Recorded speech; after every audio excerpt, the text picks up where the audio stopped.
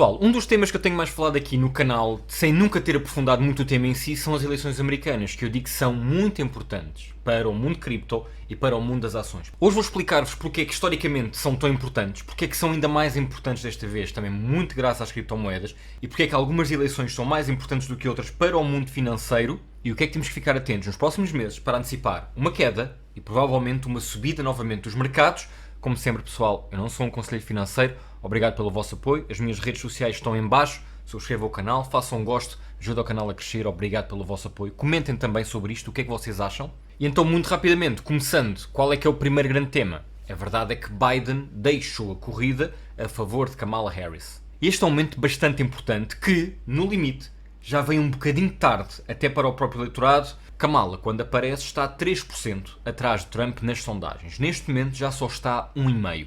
E a coisa é capaz de ficar ali muito, muito perto. Principalmente porque os mais jovens que não votavam em Biden agora vão votar em Kamala. A isto juntam-se mulheres que gostam muito mais de Kamala do que de Trump.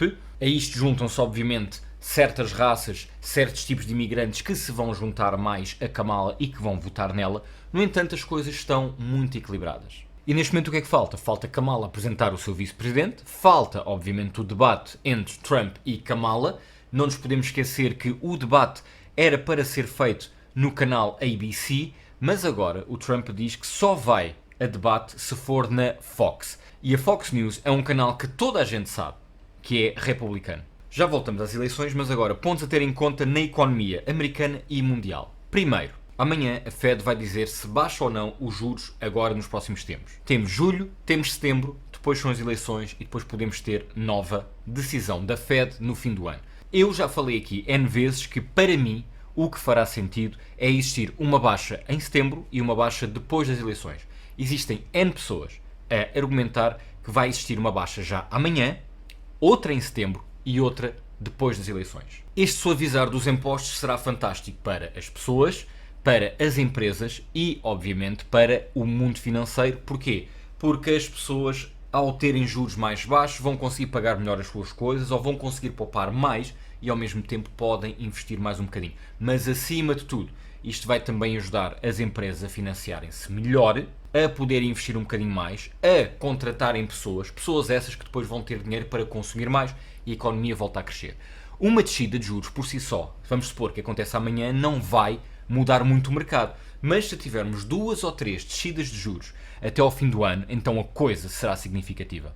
Por outro lado, há aqui alguns pontos muito interessantes de ver. O PIB americano no primeiro trimestre subiu 1,4%, mas no segundo trimestre subiu 2,8%. E a estimativa era que subisse 2%, mas subiu 2,8%, o que é excelente para a economia mundial. Mas acima de tudo, é excelente para os Estados Unidos, o que, por outro lado, pode fazer com que a Fed não baixe já os juros, porque a economia está a crescer na mesma, está a haver investimento e então não se baixam os juros. Mas não nos podemos esquecer de uma coisa, pessoal. Muito deste PIB vem de grandes empresas que estão a ter neste momento lucros enormes, estão a investir muito, estão a evoluir imenso, que estão a tentar desenvolver os seus produtos e então não é um crescimento global. Não é uma coisa homogénea. São grandes grupos que estão a crescer muito e estão a levar o PIB, mas há pessoas aqui em baixo que estão a sofrer um bocadinho por os juros estarem altos. E estas pessoas, obviamente, também votam e são elas que consomem. A juntar a isto, a China desceu os juros, o que não é normal a China descer os juros da maneira que desceu. A Rússia está com uma inflação quase nos 10% e subiu os juros. Só para vocês terem uma ideia, a Rússia subiu os juros de 16% para 18%.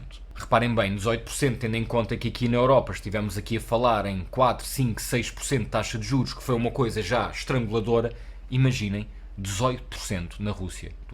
Se estiveres na Rússia, tu não vais fazer um empréstimo.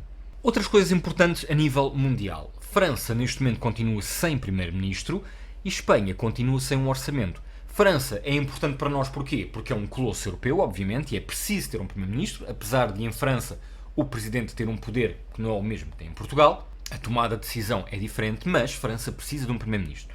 Neste momento as coisas lá estão tremidas.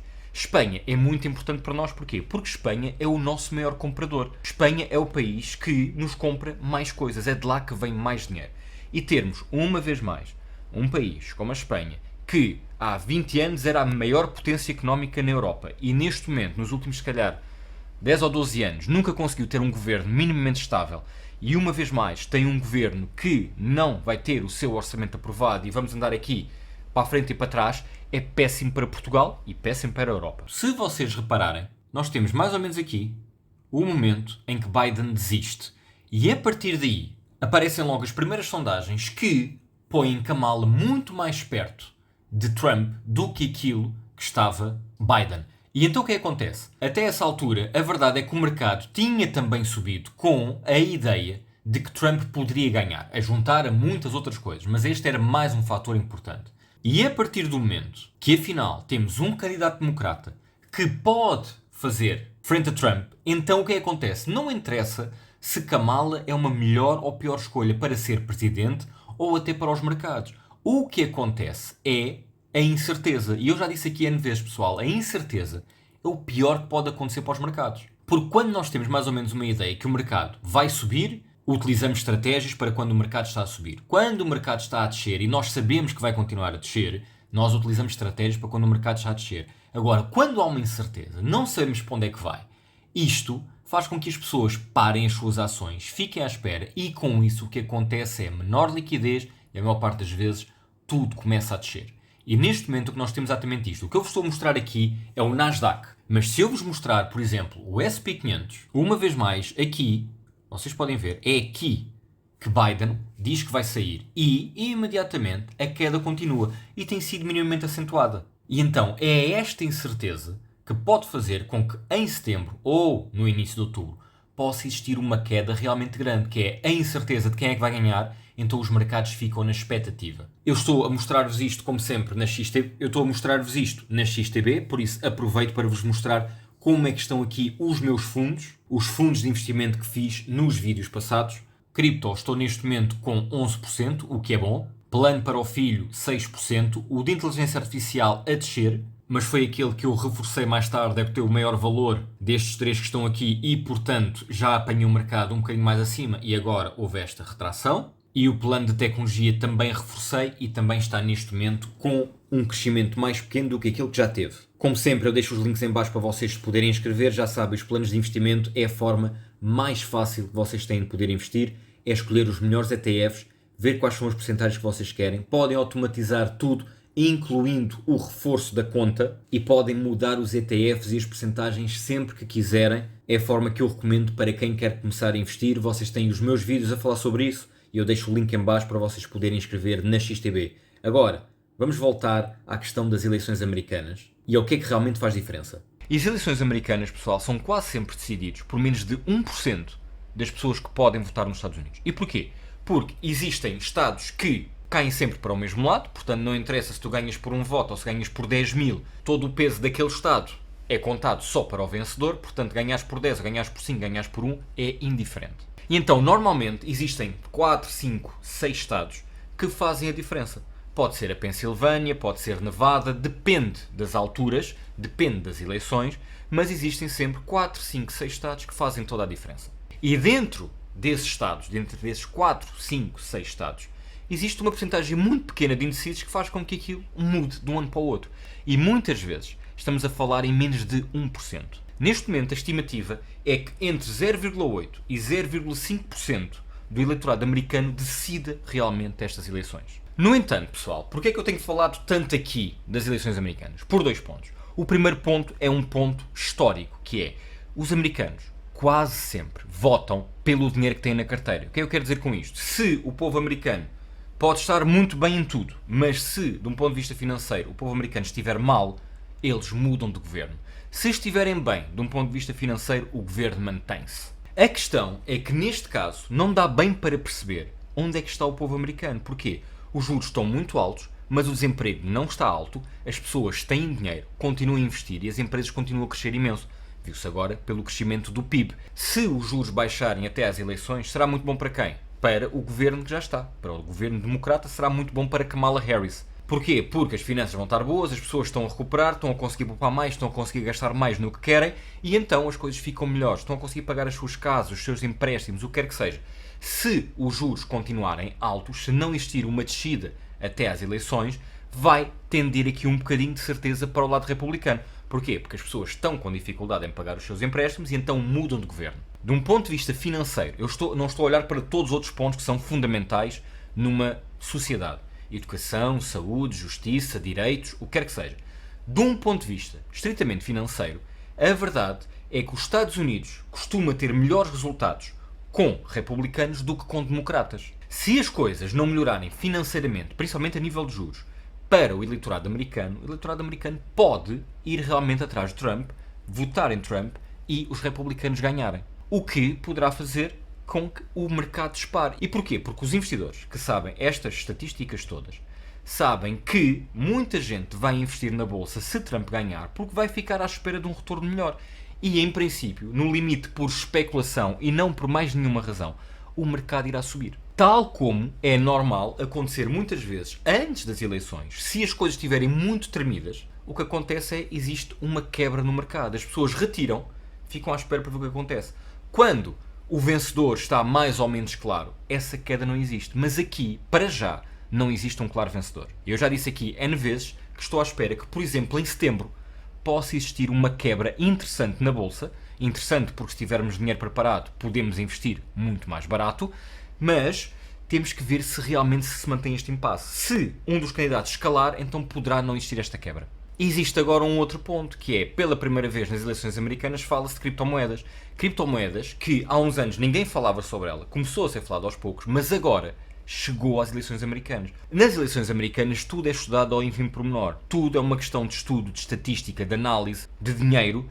E se os candidatos acham que vale a pena perderem minutos do seu discurso para falar de criptomoedas, gastarem milhões e milhões para irem aqui, para irem acolá com toda a sua comitiva para falarem de criptomoedas, então é porque realmente é um tema muito importante. E isto é excelente para o mercado. Porquê? Porque até novembro, até às eleições, vai-se falar imenso de criptomoedas, o que vai tornar o tema muito mais normal, muito mais normalizado e banalizado. Deixa de haver aquele papão de que as criptomoedas são péssimas. E um dia espera-se que sejam muito mais as pessoas a olhar de forma positiva para criptomoedas do que negativa.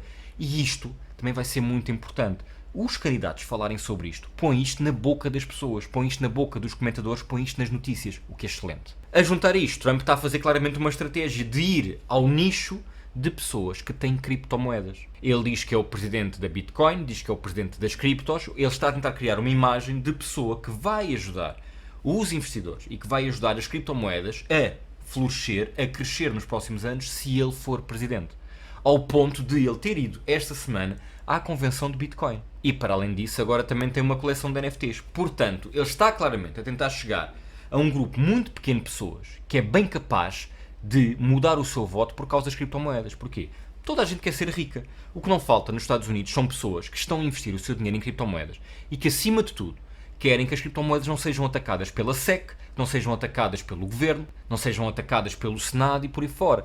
Ter um presidente que diz, não, vocês aqui estão seguros, pode ser o suficiente para muita gente dizer assim, a mim não me interessa tudo o resto, a mim o que me interessa é que eu tenho X dinheiro investido em criptomoedas, em Bitcoin, Ethereum, no que quer que seja, e eu quero que isto continue a ser uma coisa boa, vista com bons olhos e sem os governos a tentarem atacar e tentar destruir isto. E nesse aspecto, Trump está a ser ou mais inteligente, ou então pelo menos está a ser mais rápido a tentar chegar a este público, porque Kamal ainda não se pronunciou sobre isto. Ainda não se pronunciou sobre as criptomoedas, nem sobre um eventual dólar digital, uma moeda central digital a ser feita nos Estados Unidos. Trump já disse que essa moeda com ele não vai existir, o que dá mais poder a Bitcoin, a Ethereum e a outras moedas que já existam. E então, para já, estes são os temas. Eu vou continuar a explorar isto porque, para mim, as eleições americanas serão muito importantes. Como vos disse, eu acho que em setembro podemos ter uma queda se as sondagens estiverem muito próximas. Trump ganhar pode ser, a curto prazo, interessante para o mercado, mas temos que ver agora como é que Kamala Harris vai começar a falar sobre este tema e eu vou tentar trazer aqui as novidades ao longo do tempo. Pessoal, espero ter ajudado, esteja tudo bem convosco, obrigado pelo vosso apoio, grande abraço e até à próxima.